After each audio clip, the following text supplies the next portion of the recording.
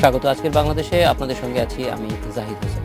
ভোটের রাজনীতিতে নানান রকম কৌশল দেখা যায় এবং এক এক সময় এক এক দল কিভাবে ক্ষমতায় যাওয়া যায় তা নিয়েও নানান রকম পরিস্থিতির মধ্য দিয়ে যায়, কিন্তু একই সঙ্গে আমরা দেখতে পারি যে কি পদ্ধতিতে ভোটটা হবে, সেই সময় ক্ষমতায় কারা থাকবে সেটি নিয়ে আমরা গত 2 দশক ধরেই নানান রকম পরীক্ষা নিরীক্ষা আলাপ আলোচনা এগুলি দেখতে পাচ্ছি রাজনৈতিক দলের মধ্যে।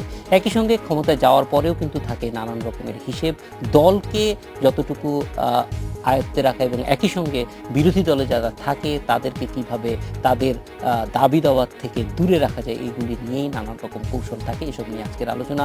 ক্ষমতার পথ কথা বলতে আমাদের সঙ্গে স্টুডিওতে আছেন সাবেক নির্বাচন কমিশনের অবসরপ্রাপ্ত brigadier general M Sakhawat Hossain এবং সমাজতান্ত্রিক ডক্টর সলিমুল্লাহ খান। স্বাগত আপনাদের। স্যার, প্রথমেই যেটা বলতে চাই যে একটা লম্বা সময় ধরেই আমরা নির্বাচনী ব্যবস্থা, নির্বাচনের সময় সরকার ব্যবস্থা নিয়ে নানান আলোচনা শুনেছি। সেটার পরিপ্রেক্ষিতে 5 জানুয়ারি একটা নির্বাচনও হয়েছে। তার পরবর্তীতেও আমরা এখনও আবার একই অবস্থা শুনছি যে বিরোধী দল বিএনপির থেকে বারবারই বলা হচ্ছে যে একটা তত্ত্বাবধায়ক, বা এখন এটাও বলা হলো যে তত্ত্বাবধায়ক নামে না হোক একটা নিরপেক্ষ সরকার দরকার। এই যে সরকার ব্যবস্থা নিয়ে বলা যায় যে দুই মেরুতে অবস্থান করছে, এর মধ্য থেকে ভবিষ্যতে নির্বাচনের কি পরিস্থিতি হতে পারে?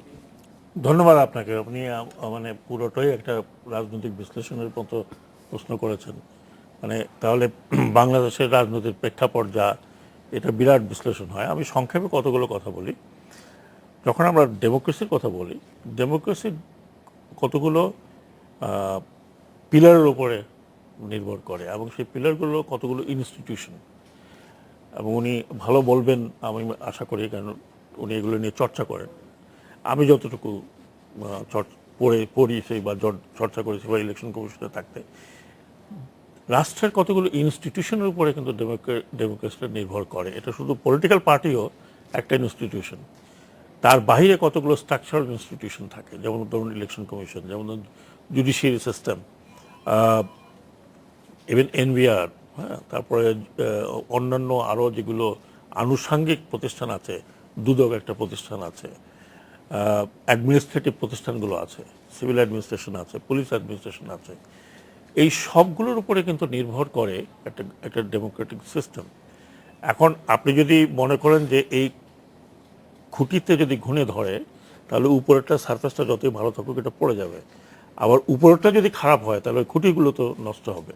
কারণ উপরেরটা যখন আপনার রাজনৈতিক সংস্কৃতির ভিতরে এক ধরনের ঘুণে ধরে, তখন কিন্তু এই ডেমোক্রেটিক ইনস্টিটিউশনগুলো ফাংশন করতে পারে না। এবং আমাদের দেশে কিন্তু যদি আমি বলি যে শুরুর থেকেই এই ব্যবস্থাগুলোকে বা এই ইনস্টিটিউশনগুলো যেভাবে গড়ে ওঠার কথা, যাদেরকে আমরা ডেমোক্রেসির কাস্টোডিয়ান বলবো বা কনস্টিটিউশনের কাস্টোডিয়ান বলবো, সেই সংস্থাগুলো কিন্তু কোনোদিন ওইভাবে গড়ে ওঠে নাই। এবং অতীতেও দেখা গেছে, বর্তমানেও দেখা গেছে, এই ইনস্টিটিউশনগুলো ক্রমান্বয়ে অবনতির দিকে যাচ্ছে। হয়তো কখনো কখনো একটু ঠেকাঠেকি চলে, তারপরে কিন্তু আমরা সিস্টেমেটিক্যালি এর কোনো উন্নতি দেখছি না। তো যেই সব কারণে এই যে একটা কনফিডেন্সের অভাব মানুষের কিন্তু আপনি যদি এখন দেখেন, সাধারণ মানুষ বাংলাদেশে এখন লাস্ট যেটা ছিল একটা ইলেকশন, একদিন মানুষ যখন একটা ভোট দিতে যায়, সেটার উপরে কিন্তু এখন আর বিশ্বাস হারিয়ে ফেলছে। যেই ধরনের নির্বাচনের পদ্ধতি এখন শুরু হয়েছে, যে ধরনের নির্বাচনগুলো আমরা দেখলাম, আমি এখনও কোনো দলের কথা বলছি না, বাট যেই ধরনের নির্বাচনগুলো আমরা দেখলাম, যে নির্বাচনকে কুক্ষিগত করার যে একটা ব্যবস্থা দেখলাম, মানে রাজনীতি মানে এই নির্বাচনকে কুক্ষিগত করা, ওইটাই মেইন যখন এইম হয়ে যায়, যেই ধরনের নির্বাচন আমরা দেখলাম, এতে কিন্তু ইনস্টিটিউশন এবং ইলেকট্রাল প্রসেস যেটা আমরা বলি বা নির্বাচনী ব্যবস্থাপনার উপরে মানুষ আস্থা হারিয়ে ফেলছে, যে জন্য প্রতিটি বিষয়ে কিন্তু কথা উঠছে। তো এই অবস্থা যখন আপনি থাকে, তখন ক্ষমতায় যাওয়াটাই হচ্ছে মেইন। প্রতিটি রাজনৈতিক দলের অবশ্যই রাজনীতি করে ক্ষমতায় যাওয়ার জন্য, তার তার তার যে কার্যক্রমগুলো সেগুলোকে মানুষের মধ্যে বিস্তৃত করার জন্য।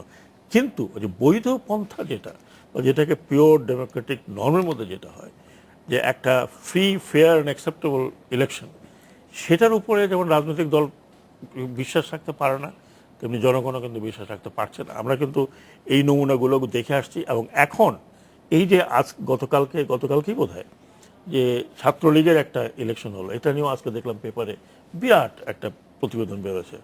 এবং তার মানে হচ্ছে যে যে কোনো জায়গায় যে কোনো নির্বাচনের সিস্টেমটা গত কিছু বছর থেকে খুব খারাপ হয়ে আসছে। আমি যদি বলি যে এটার উৎপত্তি যদি আগে যা হয়েছে তবুও অ্যাকসেপ্টেবল ছিল, কিন্তু 5 জানুয়ারির নির্বাচন আর কে দায়ী না আমি সে কথা আসছে। 5 জানুয়ারি নির্বাচন, সাবসিকুয়েন্ট উপজেলা নির্বাচন, তারপরে এই সিটি কর্পোরেশন নির্বাচন, সব মিলিয়ে মানুষের এখন নির্বাচনের উপরে সেই বিশ্বাসটা হারিয়ে ফেলছে। এবং রাজনৈতিক দলকে আমরা যা দেখছি সেখানে একটা মানে কোনোভাবে নির্বাচন করে একটা নির্বাচনের সিল লাগিয়ে ক্ষমতায় থাকা বা ক্ষমতায় যাওয়ার যে প্রবণতা ওটাই চলছে। যেই কারণে এখন আমি মনে করি যে বাংলাদেশের ডেমোক্রেটিক সিস্টেম যেটা যদি আমরা বলি তাহলে এটা খুব একটা নড়বড়ে অবস্থার মধ্যে আছে। এবং এটা এখন এটা কি অটোক্রেটিক ডেমোক্রেসি বলবো না লিবারাল ডেমোক্রেসি বলবো, লিবারাল ডেমোক্রেসির সংজ্ঞা এটা আসে কিনা, এইগুলো অনেক তত্ত্ব আছে, অনেক তত্ত্ব যেগুলো মানে বিশ্লেষণ করতে গেলে অনেক সময় লাগবে। স্যার আপনার কাছে আসবো আবার বিশেষ করে এই নির্বাচন প্রক্রিয়াটি নিয়ে, যেহেতু সেখানে আপনার একটা বড় অভিজ্ঞতা আছে। ডক্টর সলিমুল্লাহ খানের কাছে যাব। এই যে আস্থাহীনতার যে কথাটা বললো, এবং একই সঙ্গে এই ব্যাপারটাও গত কয়েক বছরে আমরা যারা দূর থেকে নির্বাচন দেখি তাদের কাছেও একরকম স্পষ্ট হয়েছে আস্থাহীনতার পেছনে হয়তো অন্য কিছু আছে। আস্থাহীনতার কারণে হয়তো অবিশ্বাস, কারণ অন্য আরেকটা বিশ্বাস আমাদের কাছে মনে হয়। যদি খোলাসা করে বলি তাহলে বলতে পারি যে দুটো দলই মনে হয় জানে যে ইলেকশনটা আসলে কোনোভাবে, যেটা ডক্টরিন বলি বা ইলেকশন ইঞ্জিনিয়ারিং বলি, সেই ব্যাপারটা আসলে বাস্তবতাই বাংলাদেশে এই দুইটা দলের ডিনায়াল থেকে একটা সত্য আমাদের কাছে একরকম চলে আসে। এই প্রক্রিয়াটি কি আসলে এই কারণেই দুটো দল একজন আরেকজনের কাছে যেতে চান? আপনারা কি মনে হয়?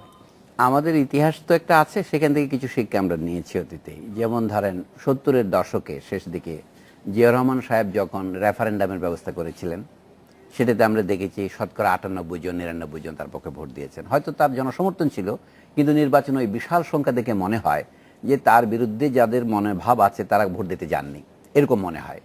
জেনারেল এরশাদের সময় যেটা সবচেয়ে অবনতি হয়েছিল, আমরা তখন একটা কথা চালু হয়েছিল, ভোট ডাকাতি।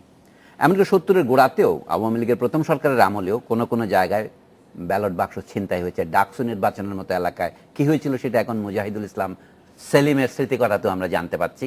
তার মানে সবসময় কিছু কিছু অনিয়ম হয়ে থাকে, কিন্তু এখন অনিয়মটার মাত্রা এত বেশি হয়েছে, অনিয়মটাই নিয়ম হয়ে দাঁড়িয়েছে। এর ফলে মানুষ আর যদি ভোট দিতে না যায় তাহলে আমাদের গোটা গণতান্ত্রিক ব্যবস্থায়, আমরা বলেছি জনগণ সার্বভৌমত্বের মালিক, জনগণই আমাদের রাষ্ট্রযন্ত্রের মালিক, এই কথাটা আর অর্থপূর্ণ থাকে না। সেই জন্য আমাদের প্রথম আগে টার্গেট ঠিক করতে হবে, আলোচনার উদ্দেশ্যটা কি। দিনের পর দিন তো আমরা কথা বলে যেতে পারি, রাতের পর রাত কথা বলে যেতে পারি, লক্ষ্য আমাদের স্থির করতে হবে, জনগণের এই আস্থাকে ফিরিয়ে আনতে হবে। এটা কি সম্ভব? তাহলে আস্থা আমরা কোথায় হারিয়েছি সেটা যেতে হবে। আমি একটা ছোট গল্প বলি আপনাদের। আবুল কাসেম ফজলুল হক, যাকে আমরা শেরে বাংলা বলতাম, বাংলাদেশের তার মতো বেশি জনপ্রিয় নেতা হয়তো শেখ মুজিবুর রহমান ছাড়া আর হয়নি। ফজলুলের একটা গল্প বলি। উনি যখন বাংলার মুখ্যমন্ত্রী ছিলেন, তখন ইংরেজিতে বলতো চিফ মিনিস্টার, 1940-এর দশকের গোড়ার দিকে, একজন ব্রিটিশ আইসিএস অফিসার, তার নাম মরিস জেনকিন। তো উনি তখন দিল্লিতে একটা বসে করছে, স্যার আকবর হায়দারি বলে আরেকজন আইসিএস অফিসার ছিলেন, তার সামনে বলছে কি ফজলুল হক তো ঘুষ খান। কেমন ঘুষ খায়? বলে তিনি একজন মেসেঞ্জারকে ট্রান্সফার করার জন্য লিখছে 7 শিলিং এত পেন্স টাকা ঘুষ নিয়েছেন, মানে হিসাব করলে 10 টাকার মতো হবে তৎকালে। তখন স্যার আকবর হায়দারি খেপে গেলেন, বলেন না, আমি ফজলুল সম্পর্কে তোমাকে একটা গল্প বলি। এই গল্প সত্য হতে পারে যে তিনি ঘুষ খান, তিনি ঘুষ খেলেও সে টাকা পকেটে রাখেন না। কি করেন? তিনি পার্টির জন্য, জনগণের জন্য দিয়ে দেন। বলে একটা গল্প বলি। এই দিল্লিতে ফজলুল হক তখন বুড়ো হয়েছে 1940-এর দশকে, তাকে গভর্নর জেনারেল এখানে একটা দাওয়াত দেওয়া হয়েছে। তো সেই দাওয়াতে তিনি গেছেন, ফজলুল হক বসে আছেন, কিছু খাচ্ছেন না। বলে খাচ্ছেন না কেন ফজলুল হক?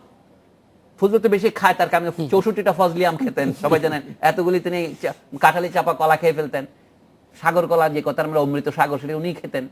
তো তিনি খাচ্ছেন না। বলে ফজলুল কি হয়েছে, খাচ্ছ না কেন? পেট খারাপ নাকি? বলে না না না, আমি খেতে পারছি না, আমি আমার দাঁত ফেলে এসছি। মানে তুমি তখন বুড়া, তার পুরা ড্যান্সার ছিল, তো দাঁত ফেলে আসলেন কিভাবে? বলে আমি যখন আসছিলাম তখন আমার গ্রামের একটা বুড়া লোক আমার কাছে আসছে, ওনার দাঁত দরকার, এবং ইটস সো হ্যাপেন দ্যাট, ইংরেজিতে লিখতেছে, আমার ড্যান্সারটা তার লেগে যায়, দুজনের গালে কিরকম। বলে আমার দাঁতগুলি তাকে দিয়ে আসছি, এখন আমি দাঁত ছাড়া আসছি, খাবো কি করে? স্যার আকবর হায়দারের বলা গল্প এটা, এবং মরিস জেনকিন লিখেছেন সেটা। এই যে বইটা আমার কাছে আছে, এটার নাম reporting India, Taya জেনকিন, Morris জেনকিনের wife লিখছেন এটা, 1962-তে বেরিয়েছে এই বই। লন্ডন থেকে, সেখানে এই গল্পটা আছে 11 পৃষ্ঠায়। তা আমি বলছি যে এই জন্য যে ফজলুল হকের জনপ্রিয়তার মর্ম তখন স্যার আকবর হায়দারি বললেন এই হচ্ছে সেই ফজলুল হক যে নিজের দাঁতগুলিও তার একজন বন্ধুকে, মানে তার একজন ভক্তকে দিয়ে দেয়। সেই লোককে মানুষ ভোট দেবে না, তো কাকে ভোট দেবে? সে 7 টাকা ঘুষ খাইলো কিনা সেটা বড় ব্যাপার নয়। নেতারা মাঝে মাঝে টাকা পয়সা একটু এদিক ওদিক করে থাকে, কিন্তু সেটা আসল কথা না, সে মানুষকে ভালোবাসে কিনা। আজকে সেই আস্থাটার সংকট দেখা দিয়েছে। এই যে আপনারা ছবি আঁকছেন যে জনগণের নিচে আগুন আর উপরে জনগণকে আমরা ভাসতেছি, এইটা অত্যন্ত দুঃখজনক। ফজলুল হকের রাজনীতি, ফজলুল হক ছিল বাংলার প্রকৃতপক্ষেই প্রথম রাজনীতিবিদ যিনি জনগণের কাতার থেকে এসেছেন এবং জনগণের কাছে ফিরে গেছেন। ফজলুল হককে মুসলিম লীগের নেতারা, মোহাম্মদ আলী জিন্নাহ খানিকটা অবিচার করে সরিয়ে দিয়েছেন নেতৃত্ব থেকে, সেটা আমরা জানি। আমি বলছি যে সেই ঐতিহ্য থেকেই বাংলাদেশ স্বাধীন হয়েছে। ফজলুল হক ছিলেন 1954 সনে যুক্ত ফ্রন্টের অন্যতম রূপকার, 21 দফা দিয়ে যারা এই বাংলাদেশের স্বাধীনতা সংগ্রামের প্রথম ভিত্তিটা তৈরি করেছেন। কিন্তু আজকে সেরকম নেতার আজকে দেশে একটা অভাব আছে না? আজকে আমাদের মনে হয়, এটা বললে হয়তো খারাপ লাগবে, আগে আমরা দেখতাম কি যারা সরকারি চাকরি করেন, একজন ব্রিগেডিয়ার সাখাওয়াত সাহেব, তাকে তো আমি এখন দেখি যে বিশ্লেষক হিসেবে গ্রহণযোগ্য, যদি একসময় সামরিক বাহিনী চাকরি করতেন, আপনার এটা ঐতিহ্য আপনার সম্পদে পরিণত হয়। আপনি সরকারের উচ্চ কর্মচারী ছিলেন, হতে পারেন। এখন হয়ে যাচ্ছে কি রাজনীতিবিদরা সরকারি কর্মচারী হয়ে যাচ্ছেন, মানে রাজনীতিবিদদের আচরণ দেখে মনে হয় তারা একজন সেক্রেটারি। অথচ আগে আমরা মনে করতাম সেক্রেটারি সাহেবরা পরে আসে রাজনীতিবিদ হন। এই যে পাকিস্তানের প্রথম দিকে যিনি প্রথম ডিক্টেটর হলেন ইস্কান্দার মির্জা, আর্মি থেকে ব্যুরোক্রেসি থেকে এসে তিনি প্রেসিডেন্ট হলেন, আমরা তখন এটাকে অশুভ লক্ষণ হিসেবে দেখেছিলাম। সামরিক বাহিনীর লোকেরা সেখানে রাজনীতি করবে। এখন রাজনীতিবিদের লোকেরাই যেন সামরিক বাহিনীর মতো আচরণ করতেছেন। তারা কমান্ড্যান্ট উপাধি না লিখলেও কমান্ড্যান্টের মতো আচরণ করছেন। এটাই দুঃখজনক। আপনার কথাই বলছি সাখাওয়াত ভাই, যে এটাকে আমি অথরিটেরিয়ান ডেমোক্রেসি বলবো কিনা, আসলে এটাকে আদৌ ডেমোক্রেসি বলবো কিনা সেই প্রশ্ন আমাদের করতে হয়। অথরিটেরিয়ান তো বটেই, কিন্তু ডেমোক্রেসির যেগুলো ন্যূনতম লক্ষণ, সেটা হচ্ছে জনগণের দিকে তাকানো, জনগণের আচরণ বোঝা, সেটা বড় রাজনৈতিক নেতাদের ছিল। যে এখন ধরেন আমাদের উভয় দল সম্পর্কে আপনি যে নাম নিলেন, আমরা তো এর বাইরে আর কল্পনা করতে পারছি না। যেটাকে বলে দ্বিদলীয় গণতন্ত্র পশ্চিমে, সেটা আমাদের কেন হচ্ছে এটি আমাদের চিন্তা করার বিষয়। এবং হয়তো সরিষার মধ্যেই ভূত আছে। হয়তো এই দ্বিদলীয় ব্যবস্থার মধ্যে যদি এমন হতো, কল্পনা করুন যে আমাদের ব্যবস্থার মধ্যে বহুদলীয়তা আছে, যে ক্ষমতায় কে এবার আছে, আগামীবার কে আসবে আমরা জানি না, একটা সাসপেন্স আছে, একটা উত্তেজনা আছে, যে ভোটের সামান্য ব্যবধানে এও হতে পারে ও হতে পারে। সেরকম হলে যে রোমাঞ্চ বা যে সাসপেন্স থাকতো সেটা এখন আর নেই। ফলে আমি যেটা বলি যে আমাদের যদি আস্থা ফিরিয়ে আনতে হয়, আমাদের রাজনৈতিক ব্যবস্থার মধ্যে জনগণের অংশগ্রহণটা বাড়াতে হবে। সেটা কোন জায়গায় বাড়াবেন? যদি সমস্ত ক্ষমতা এক জায়গায় কেন্দ্রীভূত হয় তাহলে কিন্তু সেটা বাড়াতে পারবেন না। সেখানে হয় কি বলে না, উইনার টেক্স ইট অল। আপনি ওখানে আপনার জ্যাকপটটা অনেক বড়। ওই যে লটারিতে প্রত্যেকবার কেউ পায় না 6-7 বারে যখন একবারে পাশে অনেক মিলিয়ন পায়। এটা না করে যদি আমরা এটাকে ডিফিউজ করতে পারতাম, মানে যেটাকে বলে স্থানীয় প্রশাসন, সেখানে যদি আপনি ক্ষমতা কিছু সঞ্চয় করতে পারতেন। যেমন আজকে জেলা প্রশাসকদের সম্মেলন গেল ফর এক্সাম্পল, আমরা তো এখনো জানি যে আমাদের দেশের স্থানীয় শাসনকে সে ক্ষমতা দেওয়া হয় নাই। আমরা এখনো কেন্দ্র থেকে সিভিল প্রশাসনের যেটাকে ব্রিটিশরা বলতে ইস্পাত কাঠামো, সেটা দিয়ে চালাচ্ছি এখনো। সেই জায়গাতেও আমাদের হাত দিতে হবে। তারপরেই আপনি বলতে পারেন মানুষ যদি তার স্থানীয় প্রশাসনে, তার সিটি কর্পোরেশনে এবং অন্যান্য কাজে দিয়ে তার কথা এবং তার কাজের মধ্যে একটা সঙ্গতি দেখতে পায়, অর্থাৎ মানুষের ইচ্ছা কাজে পরিণত হচ্ছে, মানুষের অনিচ্ছার ফলে সরকারের কোনো একটা কাজ বন্ধ হয়ে যাচ্ছে, এটা নাই। তাহলে আমরা যদি এই 5 বছরের জন্য অপেক্ষা করি, বিপদটা হচ্ছে কি অনেক দেশে এটা আমরা বলি রিকলিং সিস্টেম থাকে। যদি জনপ্রতিনিধি যাকে আমি নির্বাচন করেছি, ভোট দিয়েছি 5 বছরের জন্য, তিনি যদি মধ্যখানে আমাদের ইচ্ছার বাইরে চলে গিয়ে এমন কিছু করেন, তাহলে তাকে রিকল করার ব্যবস্থা থাকতে পারে। যেমন আছে আমাদের জাতীয় সংসদে, যদি রাষ্ট্রপতি বা অন্য কেউ কোনো কারণে জনগণের মানে সংসদের ইচ্ছার বাইরে ব্যাপক কোনো অসদাচরণ বা অন্যান্য অন্যায় করেন, তাহলে তাকে তো অভিশংসন করার ইমপিচমেন্টের বিধান আছে। তাহলে আমাদের সংসদ সদস্যদের ইমপিচমেন্ট করার বিধান থাকবে না কেন? আমি চাই এই ধরনের গণতন্ত্রের মধ্যে আরো কতগুলো সেফ গার্ড আছে, যেখানে জনগণের সাথে তাদের প্রতিনিধিদের সম্পর্ককে নানা রকম ভিত্তির মাধ্যমে বাঁধা যায়। আমি টেকনিক্যাল ব্যাপারে বলতে পারবো না, সে সাখাওয়াত ভাই বলতে পারবেন। নির্বাচন প্রক্রিয়ার মধ্যেও কিছু সরিষার মধ্যে কিছু ভূত থাকে।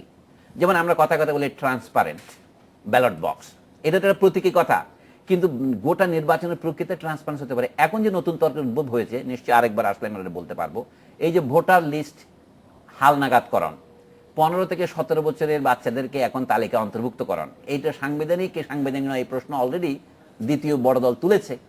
আমার মনে হয় সেইটাও আমাদের আলোচনার মধ্যে আসতে হবে, কারণ শুরু হয় ওখান থেকেই। আমরা একটা বিরতিতে যাব, বিরতির পরে ফিরে এসে ভোটার তালিকা নিয়ে ব্রিগেডিয়ার সাখাওয়াতের মতামত জানতে চাইবো যে এই ক্ষেত্রে আসলে করণীয়। কারণ শুরু হয় ওখান থেকেই। আমরা একটা বিরতিতে যাব, বিরতির পরে ফিরে এসে ভোটার তালিকা নিয়ে ব্রিগেডিয়ার সাখাওয়াতের মতামত জানতে চাইবো যে এই ক্ষেত্রে আসলে করণীয় কি এবং যে প্রশ্নটা উঠেছে সেটিও যৌক্তিক কিনা। স্যার, একটা বিরতির পরে আসছি। আজকের বাংলাদেশে যাচ্ছি একটু বিরতি।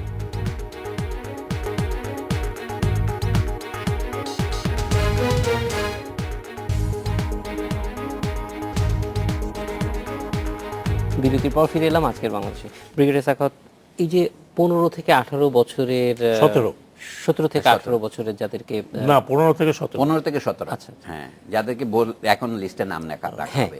এই বিষয়টি আসলে কিরকম? কারণ আমরা তো যতটুকু এর আগে জানতাম যে 18 হলেই। না দেখুন, দুটো জিনিসকে একটা গুলিয়ে ফেলা হয়েছে, যেটা আমি মনে করি। মানে দুটো জিনিস, আপনাকে মনে রাখতে হবে যে ইলেকশন কমিশনের আরেকটি রোল আছে, আরেকটি কাজ করছে, যেটা আমরা করে আসছি এবং এটাকে ইলেকশন কমিশনের সাথে রাখা হয়েছে। ওটা হচ্ছে জাতীয় পরিচয়পত্র প্রদান।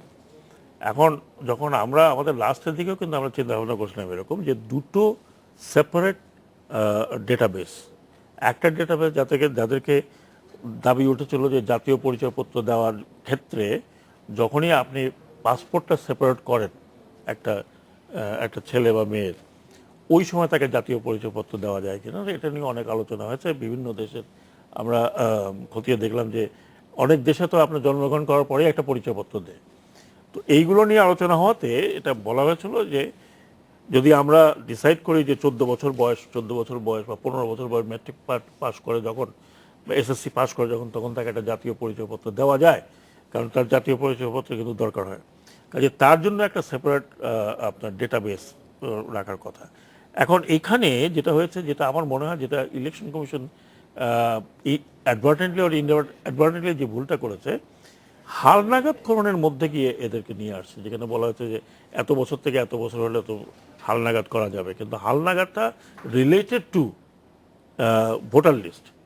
তার মানে যারা এখন ভোটার হচ্ছে 18 বছর বয়স বা এই জানুয়ারিতে 18 বছর হয়েছে, তাদেরকে আপনি অন্তর্ভুক্তি করছেন অ্যাজ ভোটার, কিন্তু 15 থেকে 17 বছর তারা কিন্তু ভোটার লিস্টে যাচ্ছে না, তারা একটা সেপারেট লিস্টে থাকছে। এবং অনেক দেশে যেরকম হয়, যখন তাদের 18 বছর অ্যাটেন্ড করে তখন আপনি তাদেরকে লিফট শিফট করেন ভোটার লিস্টে। কিন্তু এখানে যে এই জিনিসটা আমি সুজনের এটাও দেখেছি, আমি ওখানেও কথা বলেছি যে আইনটা পরিবর্তিত হয়েছে কিনা, রুলসের ভিতরে এটা পরিবর্তন হয়েছে যে 15 থেকে 17 বছর যাদের, তাদেরকে জাতীয় পরিচয়পত্র দেওয়া হবে। এখন আমি যেটা শুনলাম, আজকে যেটা শুনলাম, যে এখানেও বাংলাদেশের চিন্তাভাবনা হচ্ছে যে জন্মগ্রহণের পরে পরে তাকে একটা জাতীয় পরিচয়পত্র দেওয়ার, এবং সেটা হয়তো পরিবর্তন হবে পরে, এসএসসি পরীক্ষার পরে হয়তো এটা পরিবর্তন হবে। কিন্তু ইলেকশন কমিশনে এখানে যেটা সমস্যা হয়েছে সেটা হলো যে এই ক্লিয়ারিফিকেশনটা তারা করেনি। এই ক্লিয়ারিফিকেশনটা না করাতে এক ধরনের কনফিউশন সৃষ্টি হয়ে গেছে। কারণ আপনি কোনোভাবেই কনস্টিটিউশনের বাধ্যবাধকতার কারণে 18 বছরের আগে আপনি তাকে ভোটার লিস্টে আনতে পারছেন না। এখন হচ্ছে ভোটার লিস্ট হালনাগাদকরণ। এই সময় যখন আপনি বলছেন হালনাগাদে 15 থেকে 17 বছর, এটা নিয়ে একটা কনফিউশন হয়েছে। এবং এটার নামটাও যেহেতু ভোটার লিস্ট হালনাগাদ, এটা যদি জাতীয় পরিচয়পত্র অন্তর্ভুক্তিকরণ টাইপের কিছু হতো তাই, কিন্তু ওনারা এই দুটাকে সেপারেট করলেন না বিধায় এই জিনিসটা একত্র হয়ে মানুষের মনে একটা পারসেপশন সৃষ্টি হচ্ছে। এখন যে ভোটার লিস্টের যে সিস্টেমটা আছে, এই সিস্টেমে এটাকে পলিউট করা খুবই ডিফিকাল্ট। উইলফুলি করতে হবে। ইলেকশন কমিশন যদি মনে করে যে আমি 1 লাখ ভোটার, ডাবল ভোটার করব, কিন্তু আমার মনে হয় না যে কোনো ইলেকশন কমিশন এটা করবে বা এটা করতে যাবে, কারণ এটা ধরা পড়ে যাবে যে কোনো সময়। কারণ আপনি যখনই এটাকে ওপেন করবেন তখনই আপনি ধরা পড়ে যাবে। তো এখন যে ভোটার লিস্টটা আছে, এটা ইউনিক একটা ভোটার লিস্ট, যেটা পলিউট করা খুব ডিফিকাল্ট, করাপ্ট করা খুব ডিফিকাল্ট। যেটা হতে পারে যে যারা বাদ পড়ে গেছে তাদের বাদ দিলাম না, যাদেরকে অনেককে ইনক্লুড করার কথা তাদেরকে ইনক্লুড করলাম না, এটা হতে পারে। কিন্তু এই কনফিউশনটা সৃষ্টি করাতে ইলেকশন কমিশনের একটা সমস্যা হয়ে গেছে। আরেকটি বিষয় যেটা নিয়ে বিতর্ক হচ্ছে সেটা হলো যে কিছু কিছু জায়গায় মহিলা ভোটারের গ্যাপটা বেশি হয়ে গেছে। আজকে ইলেকশন কমিশন বলছে না, গ্যাপ ঠিক হয়নি। সুজনের তাদের একটা সমীক্ষা ছিল। আমি জিজ্ঞেস করেছিলাম ডক্টর বদিউল আলমকে যে আপনি এই তথ্যটা কোথায় পেলেন। উনি বললেন যে এটা ইলেকশন কমিশনের তথ্য, এবং আমি পেপারও দেখেছি ইলেকশন কমিশন অ্যাডমিট করেছে যে সেখানে সমস্যা হচ্ছে। সেটা আবার অন্য বিষয়।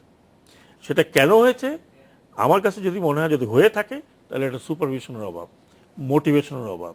কারণ আমাদের দেশে কিছু কিছু জায়গা আছে যে সমস্ত জায়গায় মহিলারা বের হয়ে ভোটার হতে খুব অনীহা প্রকাশ করে বিভিন্ন কারণে, সামাজিক কারণ আছে, কিছু কিছু আবার একটু ধর্মীয় কারণ আছে, তাদেরকে মোটিভেট করে নিয়ে আসতে হয়। সেই মোটিভেশনটা যদি কম হয় তখন অনেক প্রান্তিক এলাকার মহিলারা কিন্তু ভোটার লিস্টে ভোটার হতে চান না। তাদেরকে বুঝানোর বিষয়টা যেটা যেটা 2008 সালে ব্যাপক একটা প্রচার প্রচারণা চলেছিল যে জাতীয় পরিচয়পত্র নিতে হলে আপনাকে ভোটার হতে হবে, এবং জাতীয় পরিচয়পত্র একজন প্রান্তিক মহিলাকেও এম্পাওয়ার্ড করে। তো এই ধরনের কোনো প্রচার প্রচারণা ইদানিং আমি দেখিনি, এবং যেগুলো আমরা যেগুলো এনজিওদের দিয়ে করিয়েছিলাম সেটা দেখিনি। এটা করা উচিত যাতে এই ধরনের কোনো সামঞ্জস্য না থাকে। আজকে ওনারা একটা ক্লিয়ারিফিকেশন দিয়েছেন, এখন সেই ক্লিয়ারিফিকেশনের সাথে এদের ডেটা কি আছে সেটা হতো সুজনের যিনি সম্পাদক বদিউল আলম মজুমদার, ওনার পেপারে যে আমার সামনেই আছে, উনি হয়তো বলতে পারবেন যে ওনার এই তথ্যটা যিনি বলছেন যে ইলেকশন কমিশন থেকে নেওয়া, তাহলে এই তথ্যর এগেনস্ট ইলেকশন কমিশন যে বক্তব্যটা দিল ফরাকটা কোথায়। যে জন্য আমি বললাম যে ইনস্টিটিউশনের উপরে যদি আপনি কোনো ধরনের সন্দেহ হয়, এবং কেন হয়েছে, কতগুলো নির্বাচন হয়েছে, যে নির্বাচনে আগের নির্বাচন মোটামুটি ভালো হয়েছিল, পরের দিকের নির্বাচনগুলো কন্ট্রোল হারিয়ে ফেলাতে মানুষের যে আস্থা, সে আস্থার সংকট সৃষ্টি হয়ে গেছে। যে কারণে যখনই আস্থার সংকট হয়, ওনার উপর যদি আমার আস্থা না থাকে, উনি যদি ঠিক কথা বলেন, তখন আমার মনে হয় যে না, উনি ঠিক কথা বলছেন না।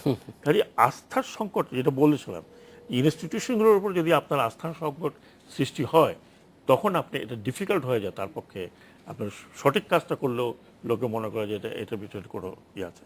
তা আমি ভোটার লিস্ট নিয়ে যেটা আমি বলতে যাচ্ছি, যে এই ভোটার লিস্ট পলিউট করা খুব ডিফিকাল্ট।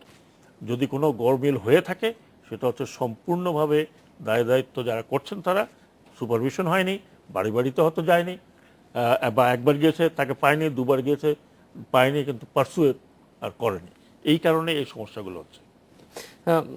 সলিমুল্লাহ খান, ভোটার লিস্ট আমরা জানি যে একটা খুবই বলা যায় যে খুব ইম্পর্টেন্ট, এটা কিন্তু কনস্টিটিউশনাল দায়িত্ব, হ্যাঁ, এবং পবিত্র একটি আমানত এটা নির্বাচন কমিশনের কাছে। এবং আরেকটা ভালো বিষয় যেটা পলিউট করা কঠিন, কারণ অনেকগুলি অন্যান্য এজেন্সিও কিন্তু এখন তালিকাটা পায়, যেটা জাতীয় পরিচয়পত্র। মানে আপনি যদি একটা পাসপোর্ট করতে চান, একই নামে দুইটা পাসপোর্ট আসলে এখন আর সম্ভব না, একই পরিচয়।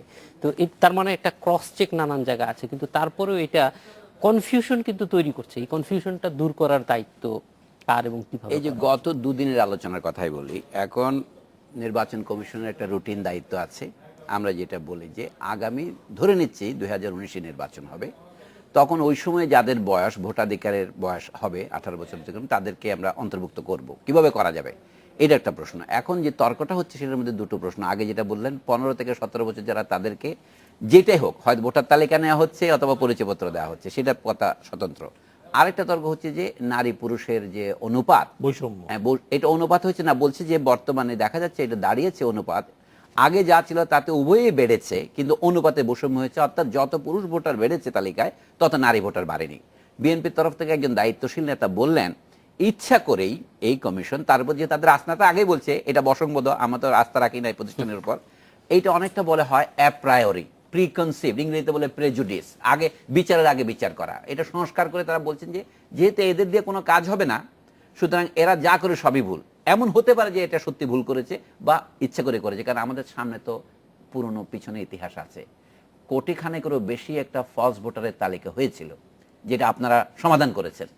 1,20,00,000 মতো একটা কথা বলে। তো সেই দেশে এরকম তো হতেই পারে, কারণ মহাজ্ঞানী মহাজন যে পথে করে গমন হয়েছেন প্রাতঃস্মরণীয়। কাজে এক দলকে তার অনুসরণ করতেই পারে, কাজে আমি এটাকে রুল আউট করছি না। কিন্তু প্রশ্ন হচ্ছে অনুপাতটা অন্য কারণেও বাঁচতে পারে। নারী এবং পুরুষের অনুপাত এক অলৌকিক কারণে 50-50 থাকে, ব্যাস কম হলে এটা 51, একটা 49। এখন যে অনুপাতটা দাঁড়াচ্ছে, এটা হচ্ছে পুরুষ হচ্ছে 50.39 আর নারী হচ্ছে 49.61, দুটো মিলে 100 হয়। এই অনুপাতটা কিন্তু অস্বাভাবিক নয়, মানে স্ট্যাটিস্টিক্যাল নিয়মে এটা অস্বাভাবিক নয়। এটা এমন নয় যে পুরুষ 55 নারী 45 হয়েছে। আগে কেমন ছিল, আগে নারীর ভোট যা ছিল তার চেয়ে নারীর কিছু বেড়েছে, পুরুষ যা ছিল তার চেয়ে একটু বেশি পরিমাণে বেড়েছে। এখন এগুলিকে ফলস বেড়েছে না রিয়েল বেড়েছে? বিএনপির তরফ থেকে যারা বিবৃতি দিয়েছেন, আমি সুজনের বিবৃতিটা পুরোপুরি দেখিনি, বদিউল আলম মজুমদার সাহেবকে আমি চিনি, আমি বলবেন যে তার উপর আমার সাধারণভাবে আস্থা নেই, এটা আমি বলতে পারি না। তবে উনি অনেক সময় তর্কের খাতিরও তর্ক করেন, সেই উদাহরণ আমার কাছে আছে। এটাকে আমরা বাংলায় বলি কুতর্ক, ইংরেজিতে বলে সফিস্ট্রি। কাজে কোনটা তর্ক কোনটা কুতর্ক সেটা আমাদের ক্ষতি করবে যদি আমরা আলাদা না করি। বর্তমান নির্বাচন কমিশন ধোয়া তুলসী পাতা, এটা আমি বলছি না। আমরা তো নির্বাচন কমিশন দেখছি একজন বিচারপতি আজিজ নামে এক ভদ্রলোককে নিয়ে কত রকমের গল্প আমরা করেছি, কিন্তু তারপরেও গত নির্বাচন কমিশন এখানে সাখাওয়াত ভাই হাজির আছেন বলেই বলছি না, আপনাদের প্রশংসা সবাই করেছে, আপনারা এই ভালো কাজটা করেছেন। কিন্তু এইটা হচ্ছে ঘটনার একটা পর্যায় যে ভোটার তালিকাটা আমাদের নিখুঁত না হোক, তার খুঁতের পরিমাণ অনেক কম হবে, এটাই তো আমরা আশা করি। আর দ্বিতীয়টা হচ্ছে মানুষ ভোট দিতে যেতে পারবে কিনা, সেটা দ্বিতীয় প্রশ্ন, যেটা আমরা আগে আলোচনা করেছিলাম, সেপারেট ইস্যু। সেই জন্য এখন যে তর্কটা হচ্ছে, এখানে আমাদের পরিষ্কার বলা উচিত নারী পুরুষের এই ভোটের অনুপাতে। তখন বিএনপি নেতারা আরো একটা সুন্দর কথা বলেছেন, সেটা হচ্ছে কি নারীদেরকে ইচ্ছে করে বাদ দিয়েছে কারণ নারীরা বেগম খালেদা জিয়াকে বেশি ভোট দেয়। আমার মনে হয় এই কথাটা বলা একটা রাজনৈতিক রেটরিক মাত্র। মানে এখন ভোট দিতে পারে তো ওনাকে, হইতে পারে ওনার জনপ্রিয়তা কখনো বাড়ে কখনো কমে, রাজনীতিতে এটা আছেই, কিন্তু নারীরা কন্টিনিউয়াসলি তাকে বেশি ভোট দেন আর কন্টিনিউয়াসলি আরেকজনকে কম ভোট দেন, এরকম জনপ্রিয়তা কখনো বাড়ে কখনো কমে, রাজনীতিতে এটা আছেই, কিন্তু নারীরা কন্টিনিউয়াসলি তাকে বেশি ভোট দেন আর কন্টিনিউয়াসলি আরেকজনকে কম ভোট দেন, এরকম কথা বলা হয় কি আপনার মূল বক্তব্যের যেটা আসল প্রশ্ন সেটা খানিকটা আড়াল করে। এটা করা ঠিক নয়। এবং আমাদের সরকারি দলের নেতারাও যেমন পার্লামেন্টে দাঁড়িয়ে একতরফা ভাবে, যেটাকে বলে তারা প্যাশন্স খেলে, সলিটেয়ার, নিজেরা খেলে আর কি, এত গালি দেওয়ার, এটা তারা বুঝতে পারে না যে তারা ক্ষমতায় গেলে বিরোধী দলকে গালি দেওয়ার জন্য তাদের মুখে কোনো বাধা নেই, কিন্তু তাদের বাধাটা হচ্ছে আত্মবাধা। আমরা যেটা বলি স্টেটসম্যান সুলভ আচরণ, সেটা হচ্ছে যারা ক্ষমতায় যাবে তারা সংযম দেখাবে, তারা ধৈর্য দেখাবে এবং অপরকে আহ্বান করবে আসার জন্য, সে না করে সেখান থেকে তারা গালিগালাজ করে, এটাকে একটা প্রচারণার মাধ্যমে ব্যবহার করে। এই দুই দিকটাই গণতন্ত্রের জন্য ক্ষতিকর।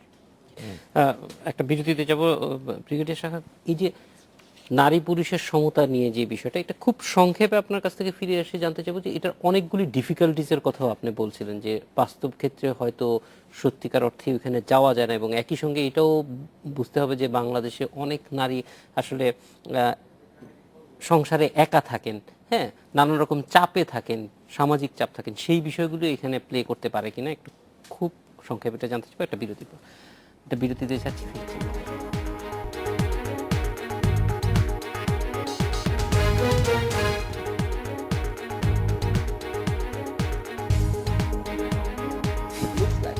বিরতির পর ফিরে এলাম আজকের বাংলাদেশে। ব্রিগেডিয়ার সাখাওয়াত হোসেন, এই যে নারী পুরুষের ভোটারের বিভিন্ন এলাকায় আমরা একটা বৈষম্য দেখতেছি, এটা আসলে প্র্যাকটিক্যাল ডিফিকাল্টিজও আছে কিনা? কিছু কিছু জায়গা, যে সমস্ত জায়গার কথা বলেছে, সরি, এসব জায়গা আমরা কিন্তু 2007-08 যখন এটা করি, তখন আপনারা জানেন তখন তো মানে আর্মি টোটালি ওয়াজ ইনভলভ, তারপরেও আমরা সমস্যা পেয়েছি।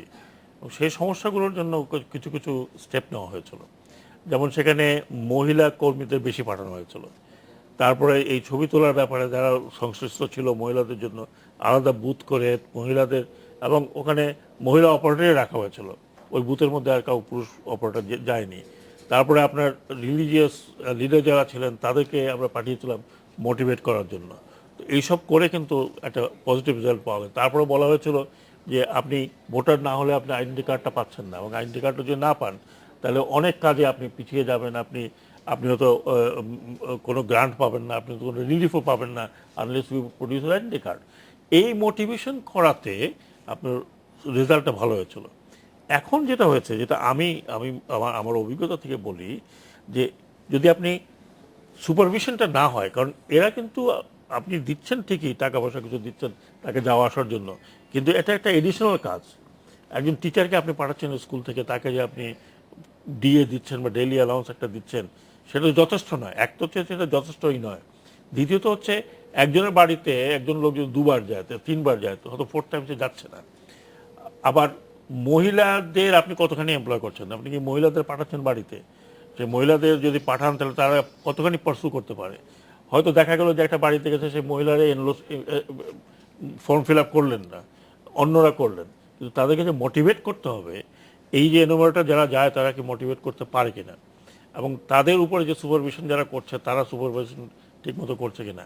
আর যদি তা না হয় তাহলে আজকাল তো আউটসোর্সিংয়ের দিন, আপনি এত এনজিও কাজ করছে যে সমস্ত গ্রাসরুট লেভেলে মহিলাদের নিয়ে কাজ করছে অনেক এনজিও, তাদের সাথে আপনি যোগাযোগ করে তাদেরকে দিয়ে আপনি মোটিভেট করাতে পারেন, যাতে তারা ভোটার লিস্টে আসতে পারে। তাদের বুঝাইতে হবে যে আপনি ভোটার লিস্টে যখনই আসছেন তখন আপনি আপনার একটা পাওয়ার বাড়ছে, মানে ইউ আর বিকামিং ভোটার। আপনি ভোট দিতে পারেন না পারেন সেটা পরের কথা, কিন্তু আপনি যে ভোটার লিস্টে আপনি একজন ভোটার, একটা আইডেন্টি কার্ড যেটা আপনার সেপারেট আইডেন্টিটি, এই জিনিসগুলো যদি বোঝানো না যায় তাহলে আমাদের দেশে এখন পর্যন্ত ধরুন ভোটার হওয়াটা তো ম্যান্ডেটরি বিষয় না, এটা ঐচ্ছিক। আপনি ভোটার হলেও হতে পারেন, না হলে না হতে হলেন না, কিন্তু এখন কিছুটা ম্যান্ডেটরি এই কারণে যে আপনি তাহলে আইডেন্টি কার্ডটা পাচ্ছেন না। এই মোটিভেশনগুলো আমার মনে হয় যে এখানে ল্যাকিং আছে। কারণ গতবার যখন এই হালনাগাদ করা হয় তখন এই ঢাকা শহরে অনেকের বাড়িতে যায়নি। আমি অনেককে জিজ্ঞেস করেছি, ভাই আপনার বাড়িতে আসছে, বলে আসে নাই। আমার নিজের বাড়িতেও আসে নাই। তো অনেক সময় ঢাকা শহরে বিরাট প্রবলেম হয়, কারণ ফ্ল্যাটে দেয় 14 তলা 15 তলা 16 তলা, আবার ঢুকতে দেয় না, আছে সমস্যা। কিন্তু এই সমস্যাগুলোকে রিজলভ করার কাজই হলো ইলেকশন কমিশনের। তো এইখানে আমার মনে হয় ইলেকশন কমিশন সুপারভিশন বাড়ানো দরকার। এবং টোটালি আজকে দেখলাম যে টোটালি ইলেকশন কমিশন ডিনাই করেছে। আমি মনে করি ডিনাই না করে ওনাদের যে তথ্যগুলো আছে, এই তথ্যগুলো কোথা থেকে পেয়েছেন, কোথা থেকে আসলো, কিভাবে আসলো, এটা নিয়ে ওনারা কিন্তু তাদের সাথে এটা বৈঠক করতে পারেন যে আপনারা এই তথ্যগুলো কোথা থেকে দিলেন, আপনারা এই তথ্যগুলো যদি পেয়ে থাকেন তাহলে আমাদেরকে দেন, লেট আস চেক ইট। তো কাজেই আমার মনে হয় ইলেকশন কমিশন টোটালি ডিনায়াল মোডে না গিয়ে এটাকে ইনভেস্টিগেট করা উচিত। এবং ইনভেস্টিগেট করার জন্য আপনি যারা এই তথ্যগুলো পেয়েছে, যদিও আমাকে বলেছে ইলেকশন কমিশন থেকে পেয়েছে, তাদের সাথে একটু বসলে আমার মনে হয় না যে কোনো সমস্যার সৃষ্টি হবে। আপনি ইলেকশন কমিশন বিষয়টা আমাদের দেশে, পার্টিকুলারলি আমাদের দেশে, এটা যত পাবলিক হবে, যত আপনি ট্রান্সপারেন্ট হবেন, আপনার উপরে মানুষের কনফিডেন্সটা তত বাড়বে। হ্যাঁ, ইলেকশন কমিশন আমাদের দেশের মতো দেশে ইলেকশন কমিশন অনেক সমস্যা আছে। আপনি ইলেকশন কমিশন একা তো একটা ফ্রি অ্যান্ড ফেয়ার ইলেকশন করতে পারে না। অ্যাডমিনিস্ট্রেশন যদি তার ফ্রি অ্যান্ড ফেয়ার না করে, আপনার ল এনফোর্সিং এজেন্সি যদি আপনার পলিটিক্যাল হয়ে যায়, অ্যাডমিনিস্ট্রেটর যদি পলিটিক্যাল হয়ে যায়, জুডিশিয়াল সাপোর্টটা যদি আপনি না পান, তাহলে ইলেকশন কমিশন আপনি যতই তার সদুদ্দেশ্য থাকুক, সে কিন্তু ফাংশন করতে পারে না, কারণ এই লোকগুলোকে নিয়ে ফাংশন করতে হয়। তারপরেও বলতে হয় ইলেকশন কমিশন যত ওপেন হবে, যত ট্রান্সপারেন্ট হবে এবং একটা ইন্টারাকশন যত বাড়াবে, ততই কিন্তু মানুষের কনফিডেন্সটা তাদের উপরে বাড়বে।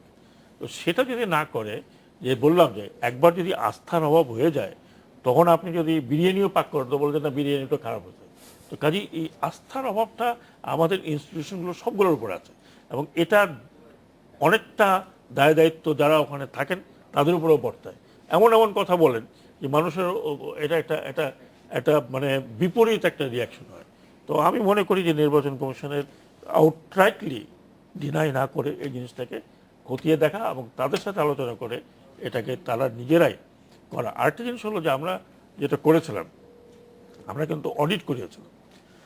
ব্র্যাক ইউনিভার্সিটি একটা করেছিল, আর আইফএস বলে একটা সংস্থা দিয়ে আমরা অডিট করেছিলাম যে এই যে ইলেকশন ভোটার লিস্টে হয়েছে, এই ভোটার লিস্টটা সঠিক কিনা, কত পার্সেন্ট ভুল আছে, কত পার্সেন্ট লোক এখানে আছে, কত পার্সেন্ট লোক ভোটার হতে পারেনি, এটা চেক করার জন্য একটা অডিট করা দরকার। মানে আপনাকে ট্রান্সপারেন্ট হতে হবে। Voter list has to be totally transparent, approachable. আমার দেখতে ইচ্ছে হলে আমি দেখতে পারবো যে আমার নামটা আছে কিনা। আমরা একটা বিরতিতে যাবো। সলিমুল্লাহ খান, আস্থার যে জায়গাটি, সেইটাই একটা বড় সংকট হিসেবেই দেখা দিচ্ছে, এবং এই সংকটটা শুধুমাত্র একটা রাজনৈতিক দল আর একটা রাজনৈতিক দলকে আস্থা নিচ্ছে তা না, পুরো সিস্টেমটার মধ্যে যতগুলি প্রতিষ্ঠানের কথা বলা যায় প্রায় সবগুলির ব্যাপারেই অনাস্থা আছে। সেই জায়গাটা আসলে মানে আস্থার জায়গায় যাওয়ার জন্য উপর থেকে রাজনীতির দিক থেকে কি ধরনের মানে আচরণ প্রত্যাশা করেন, বা কি কি কি করণীয় আছে, সেই জায়গাটা একটু আমরা আলোচনাতে নিয়ে যাবো একটা বিরতির পরে। আজকে বাংলাদেশে যাচ্ছি আরেকটি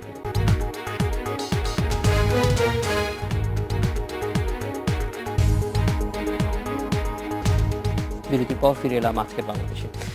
সলিমুল্লাহ খান, মূল সংকটটাই আস্থার সংকট। সেই সংকটটা আসলে সমাধানের পথ কি হতে পারে, বা আসলে সেক্ষেত্রে একটা কথা মনে রাখতে হবে, আস্থার সংকটটা ঠিক একদিনে সৃষ্টি হয়নি। কাজে এটাকে একদিনে কোনো একটা ম্যাজিক ফর্মুলা দিয়ে দূর করা যাবে তাও মনে করি না।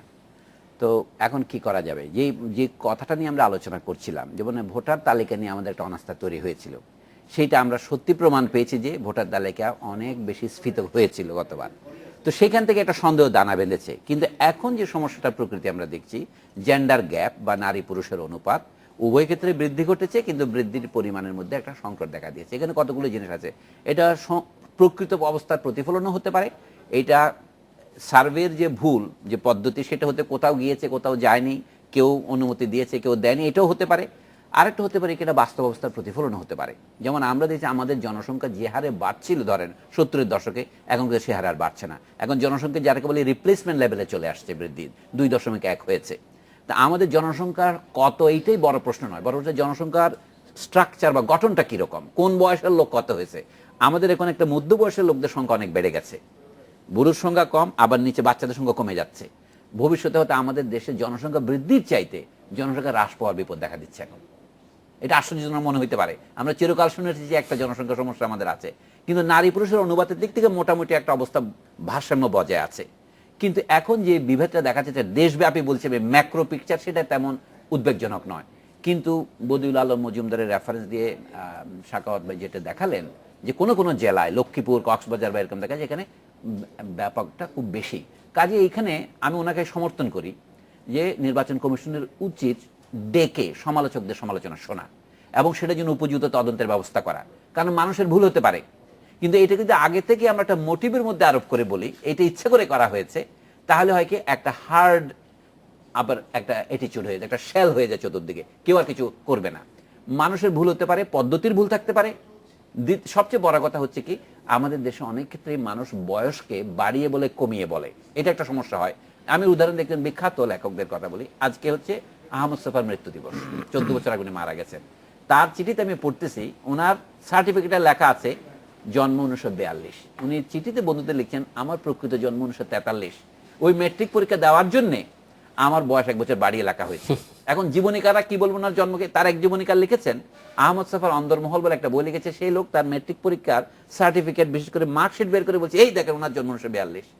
এরকম হয়, এটা হচ্ছে অল্প বুদ্ধি। আমাদের দেশের চাকরিতে আমি প্রায় জিজ্ঞেস করি স্যার আপনার জন্মদিন কখন, সেদিন বলে কোনটা, কোন জন্মদিনটা বলতেছেন? চাকরির একটা জন্মদিন আছে, বাড়িতে একটা আছে।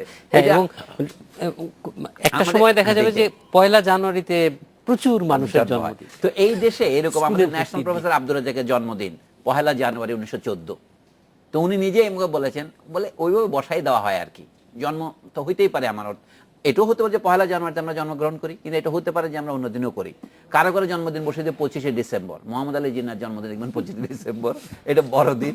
যা হোক, সমস্যা হচ্ছে কি আমাদের রিপোর্টিং এর মধ্যে প্রবলেম আছে। প্রবলেমটা শুধু নির্বাচন কমিশনের নয়, আমাদের সিভিল সোসাইটিরও। মানে আমি একজন সিভিল সোসাইটির লোক, আপনি একজন সিভিল সোসাইটির লোক, আমি যদি আমার জন্মদিনটা 1 বছর বাড়িয়ে দিয়ে 6 মাস বাড়িয়ে দিই, এটা কি বাংলাদেশে খুব একটা মানে অসম্ভব ঘটনা? সত্য ঘটনা। আচ্ছা, মজুমদার সাহেব এটা ভালোই জানেন। অর্থাৎ মানুষ নিজে যদি সহযোগিতা না করে তার সত্য কথন দিয়ে, তাহলে আমরা এটা করতে পারবো না, নির্বাচন কমিশনও পারবে না। এখন এই বিশেষ নির্বাচন কমিশনের উপর আমাদের আস্থা নাই কেন? এইটা রকিবউদ্দিন আহমদ, তিনিও একজন সিভিল সার্ভেন্ট অফিসার, কি বলে সিএসপি অফিসার এরকম থাকে। আমাদের আগে যিনি আপনাদের সাথে ছিলেন তিনি একজন বড় জাতীয় সিএসপিদের প্রতি আমাদের আস্থাটা এখন আর কমে যাচ্ছে। আগে আমরা রাজনীতিবিদদের উপর আস্থা হারিয়ে সিএসপিদের দিকে গেছিলাম, আইসিএসদের দিকে গিয়েছিলাম, এখন বিসিএসদের উপরে যে আস্থা হারায়, তাহলে দেশে দাঁড়াবে কোথায়? এইটি হচ্ছে প্রতিষ্ঠানের সংকট। আপনার কোনো মানুষের উপর আস্থা করছেন না। টেকনিক্যাল সমস্যা আছে যে আমাদের, আমি অঙ্কে ভুল করতে পারি। দেখা যাচ্ছে সেদিন ব্রিটিশ প্রধানমন্ত্রী, হ্যাঁ, ডেভিড ক্যামেরন, তাকে জিজ্ঞেস করা হয়েছে যে ম্যাগনা কার্টা কোন বছরে, সে বলতে পারে না। এরকম মানুষ তো ভুল করতে পারে। আমেরিকা এক ভাইস প্রেসিডেন্ট ছিল ওই বুশের আমলে, সেই লোক পোটাটো বানান করতে পারতো না। এই যে হয়, যা হোক, আমার বক্তব্য যে আমাদের আস্থা ফিরে আসতে হবে। আমাদের জাতীয় জীবনে আরো বড় বড় সমস্যা আছে, এটা সমাধানের প্রথম ভিত্তি হচ্ছে কি আসুন কাল থেকে আমরা সকলে শপথ করে বলছি আমরা কেউ একদিন মিথ্যা বলবো না। আমি আমার ক্লাসের স্টুডেন্টদের জিজ্ঞেস করি আপনাদের মধ্যে এমন কেউ কি আছেন যে কোনোদিন স্বপ্ন দেখেননি? একজনও বলতে পারে না স্বপ্ন দেখেনি, কারণ স্বপ্ন সকলেই দেখে। স্বপ্ন দেখাটাকে ফ্রয়েড বলে নিউরোসিসের লক্ষণ। তাহলে আমরা সকলেই নিউরোটিক, স্বপ্ন যেহেতু দেখি।